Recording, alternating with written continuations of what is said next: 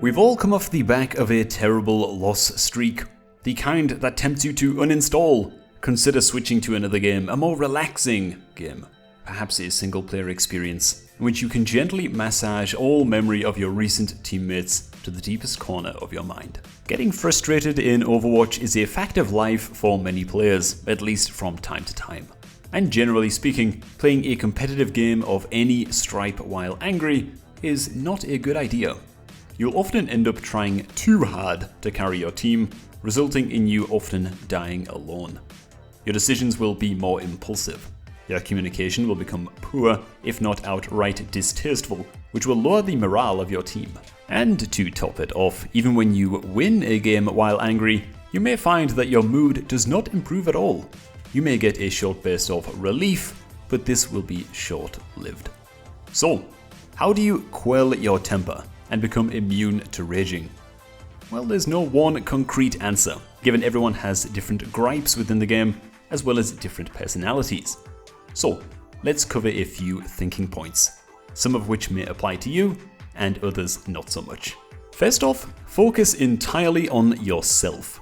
This is covered in a little more depth in our guide to the Grandmaster mindset. But to break it down right here, you will likely never see your teammates ever again. So, what utility is there in becoming frustrated with the guy who refuses to swap off a Widow despite his 3% scoped accuracy? In 5 to 10 minutes, that Widow will exit your life and become someone else's problem. The same logic can be applied to toxic teammates, trolls, and throwers. The one common entity in all of your games is yourself. This is why even if your game is being ruined by a handful of imbeciles, you can still be working on your skills for the next game. Mute the voice chat if you must, and use the ruined game as a practice lobby for aiming, or see if you can build an ult and pull off a crazy play while you wait for the clock to tick down. Yes, the game is probably lost. And yes, if your team wasn't a rabble of squabbling children, you would have probably won the game. But the best thing you can do is relax, and stay relaxed for the next game, rather than carrying a bunch of rage along with you. Now I know what you're thinking. Oh, so the trick to not raging is just to not rage. Thanks a lot. Well, a lot of the secret to not getting triggered is rooted in how you view the game. There's a reason top Overwatch players can play for 8 hours a day, 7 days a week, and very rarely rage quit. And it's because they realize that bad games happen to everyone, including your opponents. Next, and this is crucial to come to terms with, you are at exactly the SR that you deserve to be on. There is no such thing as a guy who has been gold for 3 seasons straight who deserves to be diamond. This might stir up some knee-jerk vitriol in some players to hear, but if your gameplay is at a certain level and you play for a certain amount of time per week, your SR will always correspond to this. This is an important delusion to overcome. If you enter every silver game you play with the mindset that you should be at platinum, the chances that you will blame your silver rank teammates when you lose will be greatly increased. This doesn't just irritate your teammates and give you cause to rage. It also makes you blind to your own faults and weaknesses. And if you're ranked anywhere below Master, you can guarantee there are plenty of things you could be improving on. So lose the ego. Essentially, our advice is to ignore SR altogether. If you want to track your SR, do so over the course of many weeks or months. But when bouncing between games, getting upset over 20 lost SR will do you zero good. SR is just a number used by the Overwatch search algorithm to place you into games with opponents and allies of similar skill. And that's all. Instead of getting satisfaction through whether you gained or lost SR, or won or lost a game, keep the focus on you. Regardless of whether you won or lost the match, how do you feel you played? What mistakes did you make that you're going to try and avoid in the future? Could you have gotten more value from your ultimate ability? And so on. SR is a little like happiness. You can't farm happiness. Happiness is just a byproduct of achieving small steps towards a big goal every day. If you are slowly improving your skills with every passing day, the SR will come on its own.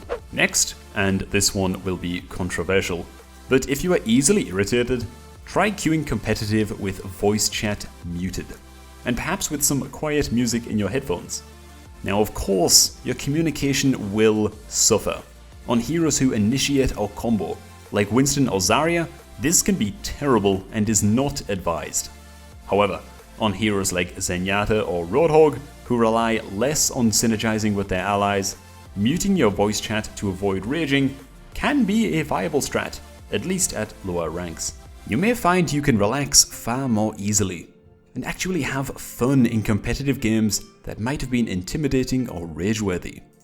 You may be able to focus on your own gameplay a whole lot more, and make great plays that you otherwise might have hesitated to attempt for fear of having childish teammates yell at you. Of course, you may also be getting harassed as Zenyatta by an enemy Genji and be unable to call it out to your team, and that can incite a whole other breed of rage. But if it is the lesser of two evils for you, and for some people it definitely is, then give it a try. So as a quick recap, that is 1. Ignore your SR completely. 2. Be humble. Focus on how you can be improving, not your teammates, because you are probably just as bad as they are, and that's okay. 3. Mute voice chat if you find your teammates consistently annoying, you introverts out there. And 4. Listen to music while you play, as long as it is nice and quiet, so as not to mask the sound of enemy footsteps. Now, another important thing to consider is the impact that a raging friend who is in your group can have on your team as well. Lots of people like to queue up with friends in competitive because solo queue just isn't for them. They like to be able to queue with a teammate who they can synergize with, who they may be in a Battle.net call with, and who they all around have a good time playing with. Now, having this friend of yours get into a fight with somebody else on the team and start raging at one another, well, it might be entertaining for a little while. You might even get some good laughs out of it. However, it is obviously not good for the morale of the team. It is not going to create a good, honest, competitive environment in which your skills are going to be truly tested and refined. So unless the game is utterly lost and beyond repair, do what you can to try to fix the situation, to quell your teammate, have them be the bigger man, and focus on the game at hand. This, no matter how tempting it may be to join in.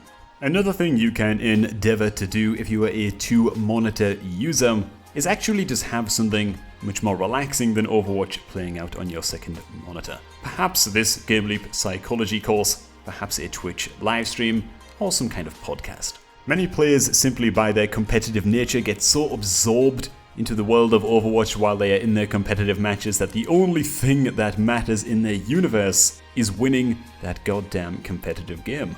Having something outside of the game, whether it is something in your second monitor or a goddamn fidget spinner, just to help suck you out of the game a little bit, can be super helpful as well. So what did we miss? How do you avoid the red mist in Overwatch? Let me know down below. And do subscribe if you like this video so you can catch future releases.